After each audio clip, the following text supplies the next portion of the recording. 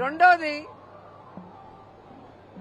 ఎన్నికల ప్రచారంలో విజయ్ జగన్ ఉన్న ఫోటోకు అభిమానిస్తే చాలా ప్రేమగా దాన్ని ఎత్తి చూపించడం జరిగింది. ఒక ముఖ్యమంత్రి క్యాండిడేట్ పక్క రాష్ట్రంలో ఉన్న మాజీ ముఖ్యమంత్రి ఫోటో పట్టుకోవాల్సిన అవసరం లేదు. అయినా పట్టుకున్నారంటే అర్థం ఏంటి? జగనన్న లాంటి నాయకత్వం నేను ఇస్తాను అని ఆయన చెప్పకనే చెప్పాడు. ఎందుకంటే విజయ్ గారి డ్రెస్సింగ్ చూస్తే జగనన్న గారి లాగే కాకి ప్యాంటు కాకి షర్ట్. ఇంతవరకు ఎవరు కూడా ఏ ముఖ్యమంత్రి క్యాండిడేట్ అలా వేసింది లేదు. ప్రజలకి దగ్గరగా సాధారణ వ్యక్తిలాగా వాళ్ళు ఎప్పుడూ ఉంటారు. సో ప్రతిదీ కూడా మీరు చూస్తే మాట గాని, ప్రజలకు ఇచ్చిన వాగ్దానాలు గాని, మీటింగ్స్ లో మాట్లాడే విధానం గాని అన్నీ కూడా విజయ్ జగన్ గారిని ఫాలో అయ్యారనేది స్పష్టంగా తెలుస్తుంది.